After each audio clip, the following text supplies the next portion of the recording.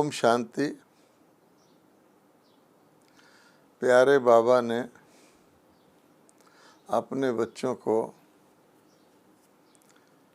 खुदाई खिदमतगार बनाया है, अर्थात जिन्होंने अपना जीवन ईश्वरीय सेवा में लगाया हुआ है। चाहे वो बच्चे केंद्रों पर रहते हैं अथवा परिवारों में रहते हैं, बाबा के लगभग 95% से भी ज़्यादा बच्चे अपने अपने गृहस्थ व्यवहार और परिवारों में रहते हैं। बहुत सारे लोग ये नहीं जानते, क्योंकि वो केवल ब्रह्मा कुमारी और ब्रह्मा कुमार जो केंद्रों पर फुल टाइम रहते हैं उन्हीं को ज़्यादा देखते और उनसे मिलते हैं। अब बाबा कहते हैं कि मैंने सब बच्चों को खुदाई खिदमतगार बनाया हुआ है। वो क्या खिदमत करते हैं? तो कई लोग हमसे पूछते भी हैं कि आप लोग क्या सेवा करते हो, क्योंकि दुनिया के अंदर सेवा का जो मापदंड है वो और तरह का है कि हॉस्पिटल बनाना, एजुकेशनल इंस्टीट्यूशन बनाना, किसी को भोजन करवाना आदि आदि। लेकिन खुदाई खिदमत जो ईश्वरीय सेवा है वो एक बहुत ही अलग प्रकार की श्रेष्ठ श्रेणी की सेवा है, और उस सेवा का जो फल निकलता है, जो उसका लाभ होता है, वो बहुत ही श्रेष्ठ और जिसको कहते हैं ड्यूरेबल, अविनाशी तरह का होता है। और वो सेवा ऐसी है जो बढ़ती जाती है और उस सेवा में फ़ायदा ही फ़ायदा है। कोई भी अगर व्यापार करता है तो व्यापार में फ़ायदा भी हो सकता है, हानि भी हो सकती है। लेकिन ये यूँ कहें कि ईश्वरी बिजनेस मैंने बिजीनेस, जो ईश्वरीय कार्य में बिजी रहता है उसको फ़ायदा ही फ़ायदा होता है, क्योंकि ये ऐसा विधि है जिससे चीज़ बढ़ती जाती है। तो आज हम इसी बात को चर्चा करेंगे कि परमात्मा हमसे क्या सेवा कराते हैं और उसकी वृद्धि कैसे होती है, उसका क्या लाभ है। हम सब जानते हैं कि हमारी पढ़ाई जो है ईश्वरीय पढ़ाई, उसमें बहुत सारे सब्जेक्ट्स नहीं हैं, केवल 4 सब्जेक्ट्स हैं। एक को हम कहते हैं ईश्वरीय ज्ञान, परमात्मा के द्वारा ज्ञान को प्राप्त करना। दूसरा योग, परमात्मा से योग लगा करके शक्ति प्राप्त करना। तीसरा दैवी गुणों की धारणा, जिसको हम धारणा कहते हैं, अपने जीवन से अवगुणों को निकाल करके जितने भी दिव्य गुण हैं, गुण मूर्त बनना, गुणों की धारणा करना, क्योंकि जो हमारा फाइनल देव पद है उसमें सर्वगुण संपन्न की क्वालिफिकेशन है। और चौथा है ईश्वरीय सेवा, अर्थात जो कुछ हमने लिया उसको अन्य आत्माओं को देना। तो आप देखेंगे कि पहले 3 सब्जेक्ट तो एक प्रकार से लेने के हैं, ज्ञान भी हम लेते हैं, योग से हम शक्ति लेते हैं, गुणों की धारणा भी हम करते हैं, और जो चौथा सब्जेक्ट है सेवा का, वो देने का है। तो इसलिए हर एक ब्रह्मा कुमार कुमारी सेवा से बहुत खुशी अनुभव करता है। वो जब उसको कोई सेवा मिल जाए तो खाना पीना, दिन रात, भूख प्यास, सुख दुख सब छोड़कर आराम सेवा में लग जाता है, क्योंकि उसका तुरंत फल खुशी के रूप में मिलता है। लेकिन ये चारों सब्जेक्ट इस प्रकार के हैं कि इसमें लेने के साथ देना है ही है, और देने से वृद्धि होती है, उस बात को हमें स्पष्ट रीति से जानना चाहिए। जैसे कहा जाता है ज्ञान को प्रकाश कहा जाता है, तो प्रकाश जो है वो आपके अंदर जितना भी प्रकाश आया, आपने किसी दूसरे व्यक्ति को दिया तो आपका घटेगा नहीं। दुनिया में भी कहते हैं ना, दान दिए धन ना खुटे, वो तो पैसे के धन को कहते हैं। लेकिन वो देखते हैं कि मैंने किसी को पैसा दिया तो मेरा तो घट जाता है। उनको और ढंग से समझाया जाता है कि परमात्मा तुम्हारी भर्ती करेगा। लेकिन ये एक स्पष्ट बात है कि आप देखेंगे किसी भी शुभ कार्य के उद्घाटन पर हम मोमबत्तियां जलाते हैं। तो जब हम एक मोमबत्ती से दूसरी मोमबत्ती जलाते हैं तो पहली का प्रकाश घटता नहीं है, दूसरी में भी उतना ही प्रकाश आ जाता है। तो जितनी मोमबत्तियां जगाते जाएंगे तो जगाने वाली मोमबत्ती का प्रकाश घटेगा नहीं, अन्य में वो प्रकाश आ जाएगा।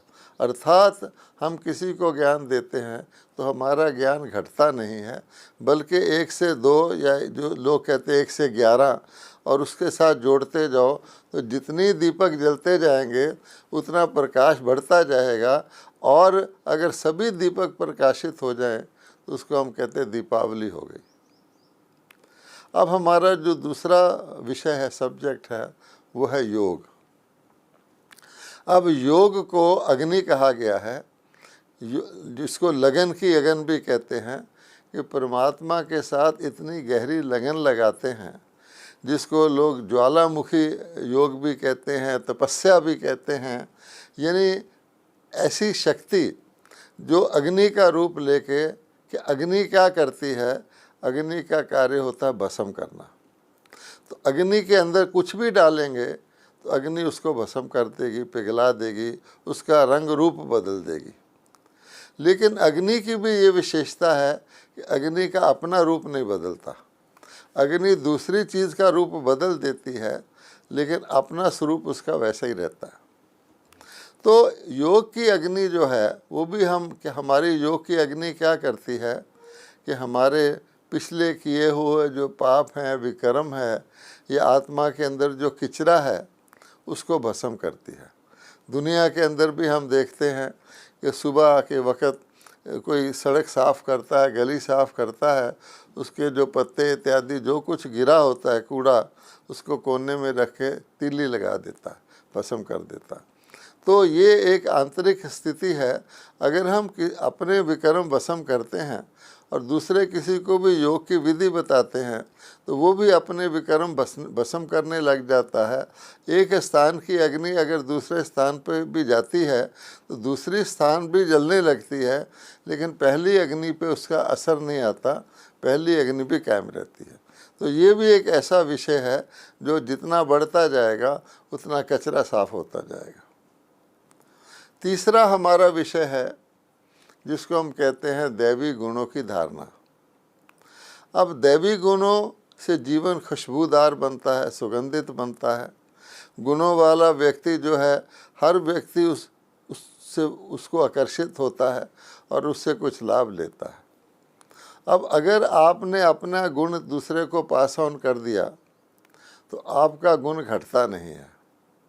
मान लीजिए एक गुलाब का फूल है असली वाला जिसमें सुगंध है। अगर कोई व्यक्ति उस गुलाब के फूल की सुगंध को ले लेता है तो फूल की अपनी सुगंध घटती नहीं है। अगर आप रोज़ गार्डन में चले जाएं तो ऑटोमेटिकली आपको गुलाबों की सुगंध आएगी, आप सुगंधित महसूस करेंगे, उस सुगंधित से प्रफुल्लित होगा आपका मन, लेकिन उस गुलाब के गार्डन की सुगंध घटेगी नहीं। इसीलिए कहा जाता है कि जो चंदन का वन होता है उसके अंदर कोई दूसरा पेड़ भी हो उसमें भी चंदन की सुगंध आ जाती है, जिसको संग का रंग कहते हैं। तो इसलिए जो गुण भी हैं दूसरे को देने से अपने गुण घटते नहीं हैं, लेकिन गुण देने से गुण बढ़ते जाते हैं। चौथा विषय है ईश्वरी सेवा का। अब हम किसी की सेवा करते हैं तो ऐसा नहीं है कि सेवा करने से हमारा कुछ घट जाता है, बल्कि वो व्यक्ति सेवा से लाभ लेता है और वो भी व्यक्ति सेवा करने के योग्य हो जाता है। अब मान लीजिए सूर्य है, सूर्य की किरणें किसी चीज़ पर पड़ती हैं तो सूर्य की किरणें से उसका प्रकाश या उसकी जो हीट है, हीट और लाइट घटती नहीं है। इसी प्रकार से कोई भी ऐसी चीज़ है, हमारे जितने भी चारों सब्जेक्ट हैं ये देने से बढ़ते ही हैं। तो दुनिया में ऐसा कोई बिज़नेस नहीं देखा गया जिसमें कोई बिज़नेस करे उसमें घाटे का सौदा ना हो, उसमें घाटे फ़ायदे दोनों का रिस्क रहता है। और कई ऐसी चीज़ें जिसको देने से तो स्पष्ट दिखता है ये घटती हैं। संसारिक तौर पे आप किसी भी चीज़ का दान देंगे तो वो चीज़ आपकी घट जाएगी। तो इसलिए ये बात नोट करने की है। अब जो देना है और जो बढ़ना है, ये दो प्रकार का होता है। एक है लौकिक अर्थात विनाशी। दुनिया के अंदर भी अब विद्या है, जो शिक्षा होती है। एक टीचर एक स्टूडेंट को पढ़ाता है तो टीचर की अपनी विद्या घटती नहीं है, स्टूडेंट में भी वो विद्या आ जाती है, इसमें कोई शक नहीं है। इसीलिए कहा जाता है विद्या वो धन है जिसको कोई लूट नहीं सकता। लेकिन ये विद्या स्वयं ही विनाशी है, क्योंकि जो भी हम शिक्षा स्कूलों कॉलेजों में लेते हैं वो हमें एक जन्म के लिए काम आती है, अगले जन्म में हमें दोबारा पढ़ना पड़ता है। अगर मान लीजिए कोई व्यक्ति पीएचडी की डिग्री लेकर शरीर छोड़ता है, या वो कोई एमडी डॉक्टर बना हुआ होता है, शरीर छोड़ता है, तो अगले जन्म में उसको फिर से शुरू से पढ़ाई पढ़नी पड़ती है। अर्थात ये विद्या बढ़ती तो है लेकिन विनाशी है। देने वाले के अंदर भी वो विनाशी है, जो ही उसका शरीर छूटता है वो समाप्त हो जाती है, और जो लेता है उसका भी शरीर छूटता है तो विनाश हो जाती है। इसी प्रकार से दुनिया में जो हम सांसारिक सेवा करते हैं वो सेवा भी विनाशी है, क्योंकि वो सेवा हम शरीरों के द्वारा करते हैं और शरीरों के द्वारा ही वो लोग उसको रिसीव करते हैं। आपने किसी को रोटी खिला दी, अब भोजन दे दिया, तो भोजन शरीर को लगता है, उसको अगले दिन फिर भूख लग जाती है।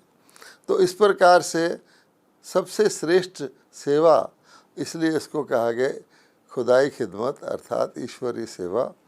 वह सेवा जो दूसरे को भी अविनाशी तो लाभ दे, क्योंकि ईश्वरीय सेवा रूहानी सेवा है, और रूहानी सेवा करती भी रूह है और प्राप्त भी रूह को होती है।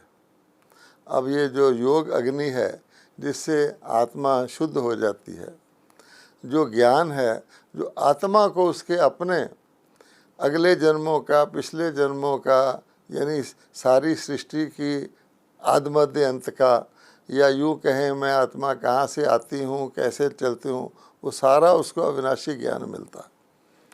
इसी प्रकार से आत्मा जो गुण धारण कर लेती हैं वो देवता रूप में अगले कई जन्मों तक चलता है।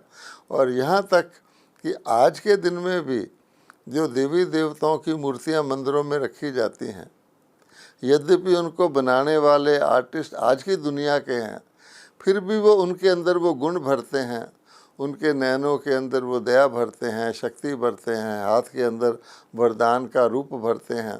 तो वहाँ भी भगत जाके मूर्ति तक से भी गुणों की उसको आभास होता है। टेम्परेरी वो शांति महसूस करता है, संतोष महसूस करता है। जिस जिस प्रकार की देवी की मूर्ति होती है, दुर्गा जी के आगे जाएगा तो शक्ति की महसूसता आएगी, लक्ष्मी जी के आगे आएगा तो अपने आप को धन से संपन्न महसूस करेगा, सरस्वती जी की मूर्ति के आगे जाएगा तो उसके बुद्धि का द्वार खुलेगा। इस प्रकार की बात कही जाती है।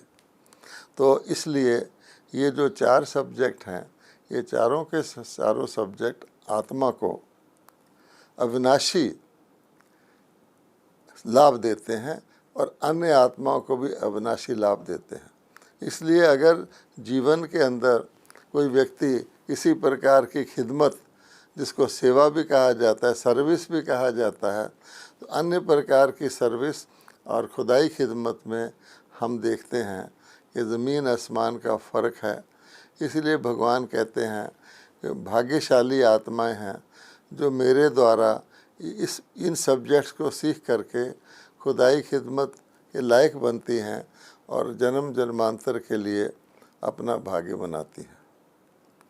अब एक दूसरी बात और भी है, वो है जिसको हम कहते हैं इनहेरिटेंस, जिसको हम कहते हैं परमात्मा के द्वारा उनकी संतान को मिला हुआ ईश्वरीय जन्म सिद्ध अधिकार। कोई भी बच्चा जब जन्म लेता है तो उसके पिता की जो विरासत है, उसकी जो जायदाद है, वो बच्चे को मिलती है। अब संसारिक रूप में कोई राजा के घर जन्म लेगा तो उसको बहुत भाग्यशाली गिनते हैं कि वो राजकुमार बन गया और राजा की विरासत का वो हकदार बन जाता है।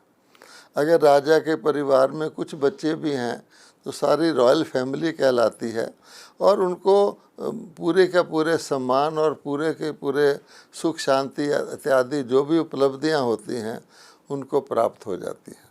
और उनमें से एक बच्चा तो राजा का हेयर अप्रेंट बन जाता है, जिसको क्राउन प्रिंस कहते हैं, जो फिर बाद में राजगद्दी भी संभालता है। लेकिन अगर कोई परमात्मा का उत्तराधिकारी बन जाए तो उसको क्या मिलता है? तो परमात्मा कहते हैं कि मैं तो सागर हूँ। परमात्मा समृद्धि के, सुख के, शांति के, प्रेम के, आनंद के सागर हैं।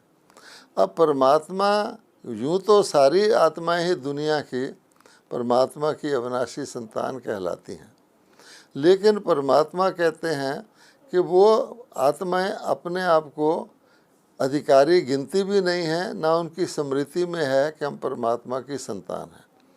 वो परमात्मा के जैसे हम दुनिया में देखते हैं, हर आत्मा जो होती है अपने आप को परमात्मा का दास समझती है। आप मालिक हैं, हम गुलाम हैं। हम यहाँ तक कहते हैं परमात्मा हम तेरे चरणों की धूल हैं, तेरे चरण ही हमको मिल जाएं बहुत हैं। यानी वो सेवक के रूप में अपने आप को याद करते हैं। तो आप जानते हैं कि सेवक तो सेवक ही रहता है, वो बच्चा नहीं होता। सेवक को भी अपने अपने अनुसार, सेवा भावना के अनुसार कुछ ना कुछ मिलता है। किसी बड़े व्यक्ति का जो सेवक होगा उसको ज़्यादा मिलेगा। मान लीजिए कोई किसी राष्ट्रपति का ड्राइवर भी है, उसको अच्छा सम्मान मिलता है, अच्छी तनख्वाह भी मिलती है, लेकिन फिर भी वो सेवक की लिमिट रहती है। सेवक उसके राजमहल में या उसके रेजिडेंस में नहीं जा सकता, उसको कई सीमाएं होती हैं। लेकिन जो बच्चा होता है, बच्चा तो उसका मालिक होता है। यहाँ तक कि किसी बड़े व्यक्ति के घर में संतान ना हो तो व्यक्ति अडॉप्ट करता है कि मेरी इतना सारा माल मलकियत है, मेरी प्रॉपर्टी है, कौन संभालेगा मेरी मृत्यु के बाद? तो उसको गोद में लेकर भी अपना बच्चा वो बनाता है। तो भगवान कहते हैं कि मेरे जो बच्चे हैं उनको कैसी प्रॉपर्टी मिलती है, उसका बाबा ने हमको एक बड़ी सुंदर और आकर्षक चीज़ बताई हुई है कि बच्चे आप मेरे उत्तराधिकारी हो, और अपने उत्तराधिकार की स्मृति करोगे तो तुम्हारी वो प्रॉपर्टी स्मृति करते करते तुम्हारी ऐड होती जाएगी। तो बाबा ने कहा हुआ है आपकी इनकम परमात्मा के बच्चे के बनने की स्मृति के और अपने अधिकार के याद करने से ही इस अनुपात में बढ़ती है कि जैसे एक के साथ कोई ज़ीरो लगाए तो 10 हो जाता है, दूसरा ज़ीरो लगाए तो 100 हो जाता है। इस प्रकार से 5-6 ज़ीरो लगा दे तो पद्मा पदम हो जाता है, उसके बाद हम कहेंगे अनगिनत हो जाता है। तो परमात्मा ने कहा है आप मेरे को याद करते हो। परमात्मा कहा एक बिंदी लगी, परमात्मा कहा एक बिंदी लगी, इस हिसाब से हमारा उत्तराधिकार बढ़ता है। अब इसका वो जो हमें प्रॉपर्टी ईश्वरी मिलती है, आखिर वो हम उसको यूज़ कहाँ करते हैं? लोग सोच सकते हैं कि अच्छा हमारा उत्तराधिकार तो बढ़ रहा है, परंतु ये उत्तराधिकार इनहेरिटेंस प्रैक्टिकल रूप में हमें कैसे मिलती है और हम उसको कैसे यूज़ करते हैं? तो इस बात को भी समझना हमारे लिए बहुत आवश्यक है। तो हमें ये भी समझना है कि परमात्मा से हमारा बाप और बेटे का संबंध, बाप और बच्चे का संबंध कब होता है प्रैक्टिकल में, और उस संबंध से जो हमें ईश्वरीय इनहेरिटेंस मिलता है, ईश्वरीय जन्म से अधिकार मिलता है, वो किस रूप में हमें मिलता है और कितना समय तक वो परमात्मा की विरासत रहती है। तो हम देखें, अगर सारे सृष्टि चक्र को सामने लाएं तो हम क्या देखते हैं कि आत्मा और परमात्मा का मिलन कलयुग के अंत में होता है। इसीलिए कहा भी गया है आत्मा परमात्मा अलग रहे बहुकाल, यानी सतयुग से लेकर सतयुग चला गया, त्रेता चला गया, द्वापर चला गया, कलयुग चला गया। कलयुग के अंत का एक ऐसा समय है जब आत्माओं का परमात्मा से मिलन होता है और परमात्मा आत्माओं को अपना उत्तराधिकार देते हैं। ये चीज़ बहुत इम्पोर्टेंट नोट करने की है, क्योंकि हमारे जो परंपरागत हमारा धर्म है, या जो हमारे विद्वान हैं या हमारे शास्त्रकार रहे हैं, उन्होंने इस बात को मिक्स कर दिया है। क्योंकि कहा जाता है कि मनुष्य कितने भी बुद्धिवान हो, मानव बुद्धि अल्पज्ञ है, वो अल्पकाल को जानती है और केवल परमात्मा ही सर्वज्ञ है। तो मनुष्यों ने जो कुछ भी अंदाज़ा लगाया उसके हिसाब से उन्होंने ये मान लिया कि परमात्मा धरती पर आते हैं और मनुष्यों को अपना उत्तराधिकार देते हैं। लेकिन कब देते हैं? तो उन्होंने सारे चक्कर के अंत की बजाय कह दिया युगे युगे देते हैं। इसलिए भगवत गीता जिसने भी लिखी है उसने उसके अंदर ये कहा है कि संभवामि युगे युगे, कि मैं परमात्मा युगे युगे अवतरित होता हूँ। अच्छा, अगर इस हिसाब से भी देखा जाए तो सारे सृष्टि चक्कर में 4 युग होते हैं, सतयुग, सतयुग के बाद त्रेता युग, फिर द्वापर और फिर कलयुग। तो परमात्मा के 4 अवतार होने चाहिए। लेकिन भगवान ने हमें बताया है वो तो परमात्मा के अनेक अवतार, और फिर परमात्मा के मनुष्य योनि में और पशु योनियों इत्यादि में भी अवतार बहुत सारे गिन दिए हैं। और उन्होंने 4 युगों की जो आयु है वो भी लाखों वर्ष तक कर दी है। और कहने वाले कहते हैं कलयुग को अभी 40,000 वर्ष और चलना है, इत्यादि इत्यादि अनेक मतें हैं। कोई इसकी आयु 10,000 वर्ष बताता है, कोई और भी लाखों करोड़ों वर्ष बताता है।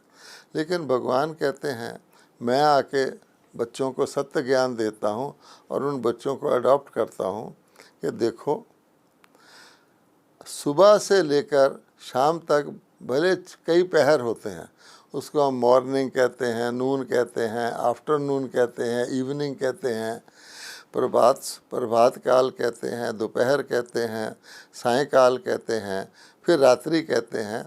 लेकिन मोटे रूप से हम दिन और रात कहते हैं। इसी प्रकार से परमात्मा कहते हैं कि उस परिवर्तन के अंदर कोई ऊंचाई नहीं होती। ऐसे नहीं कि सुबह के बाद दोपहर के बाद दिन चढ़ जाता है दोबारा, या सायंकाल के बाद फिर मॉर्निंग आ जाती, नहीं। मॉर्निंग तो रात्रि के बाद ही आती है। सारा सुबह से लेकर नेक्स्ट मॉर्निंग तक पूरा चक्कर में एक बार ही दिन चढ़ता है, जिसको हम प्रभात कहते हैं। इसी प्रकार से भगवान कहते हैं कि 4 युग गिनती में तो आते हैं, लेकिन वो केवल एक संधि काल हैं, उसमें कोई महत्वपूर्ण बात नहीं होती। क्योंकि सतयुग से त्रेता आता है, फिर द्वापर आता है, फिर नीचे नीचे आते जाते हैं। इम्पोर्टेंट जो युग है वो है जब कलयुग का अंत होता है और सतयुग आना होता है, कि उसमें रात्रि समाप्त होती है और प्रातः शुरू होता है। पुरानी दुनिया ख़त्म होती है और नई दुनिया शुरू होती है। और भगवान ने यही कहा है कि मैं अति धर्म ग्लानि के समय आके अधर्म अर्थात अंधकार का विनाश करके पुनः सत्य धर्म की स्थापना करता हूँ, अतः सृष्टि का सतयुग लाता हूँ। तो कलयुग अंत और सतयुग आदि का एक ही समय है जब परमात्मा का अवतरण होता है। वो हमें बताते भी हैं, और कोई बुद्धि से भी सोचे तो उसका अवतरण सिद्ध होता है। अब आप देखिए कि कलयुग के अंत में आत्माओं की क्या दिशा होती है। जो कभी श्री नारायण थे अब दरिद्र नारायण बन जाते हैं। वो जो सारी उनकी राजधानी सतो प्रधानता सुख की दुनिया स्वर्ग कहलाता था, सतयुग कहलाता था, वो कलयुग कहलाने लग जाता है। सतयुग को सच्चा युग कहते हैं, कलयुग में कहते हैं कि झूठ ही झूठ है, सच की रत्ती भी नहीं है, झूठी माया, झूठी काया, झूठा सब संसार है। तो ऐसी स्थिति में जब हम परमात्मा की संतान बनते हैं तो उनका जो इनहेरिटेंस मिलता है, जिसको हमने बताया कि परमात्मा ने कहा है कि एक के साथ 0 0 0 लगाते जाओगे तो कुछ ज़ीरो के बाद वो अनगिनत हो जाएगा। पद्मा पद्म से ऊपर तो गिनती नहीं होती, इसलिए उसको बेशुमार कहा जाता है। अब वो जो बेशुमार इनहेरिटेंस आत्माओं को मिलती है, तो आप देखिए उसके बाद उन आत्माओं का जो सतयुग में जन्म होता है, तो सतयुग में से लेकर सारा सतयुग और सारा त्रेता युग, यानी सारे सृष्टि चक्कर का आधा भाग, जिसको हम सुख की दुनिया कहते हैं, इतना समय वो इनहेरिटेंस चलती है। तो भगवान ने हमें ये भी बताया है कि उन युगों में आपकी आयु बहुत लंबी होती है। सारे सतयुग में 1250 वर्ष में 8 जन्म होते हैं। सारे त्रेता युग में 1250 जन्म में केवल 12 जन्म होते हैं। फिर उसके बाद जन्म आयु घटनी शुरू हो जाती है, दुख धाम शुरू हो जाता है, आत्मा के अंदर वो सात्विकता नहीं रहती। तो फिर आप देखेंगे कि 21 जन्म जाके द्वापर में होते हैं, 42 जन्म कलयुग में होते हैं, आयु बहुत घट जाती है। तो अगर हम गिने तो 12 और 8 20 और ये संधि का 21 पीढ़ी इसलिए कहा जाता है कि वो जन्म पूरी आयु के होते हैं। फुल आयु भोगने के बाद ही देवता शरीर बदलते हैं। 21 पीढ़ी तक वो परमात्मा की दी हुई इनहेरिटेंस स्वर्ग में चलती है। इस तो आप देख सकते हैं कि वो जो परमात्मा हमको देते हैं संगम युग पर, वो कोई ऑर्डिनरी इनहेरिटेंस नहीं है, एक जन्म के लिए नहीं है। उनके दिया हुआ ज्ञान, उनके द्वारा सिखाया हुआ योग, उनके द्वारा धारण कराए हुए दैवी गुण और उनके द्वारा कराई हुई ईश्वरी सेवा, जिसको हम कहते हैं खुदाई खिदमत, उसके बल पर हमें 21 पीढ़ी तक, यानी हमारी 21 मंजिल की बिल्डिंग जो है वो भगवान तैयार करते हैं। इतना स्ट्रॉन्ग फाउंडेशन परमात्मा इस संगम के समय लगाते हैं। इसलिए कहा जाता है कि परमात्म मिलन के थोड़े से समय में, क्योंकि हम परमात्मा के उत्तराधिकारी बन जाते हैं, तो हमें बेशुमार प्राप्ति होती है। वो इस प्रकार का कर्म फल नहीं है कि हमने अच्छा कर्म किया उसका फल मिल गया। वो तो इनहेरिटेंस है जो 21 पीढ़ी तक चलती है। तो हमें अपने आप को बहुत सौभाग्यशाली समझना चाहिए और परमात्मा को याद करने से एक के साथ 000 बढ़ाते रहना चाहिए। तो हम 1 मिनट के लिए, थोड़े समय के लिए परमात्मा को याद करते हैं।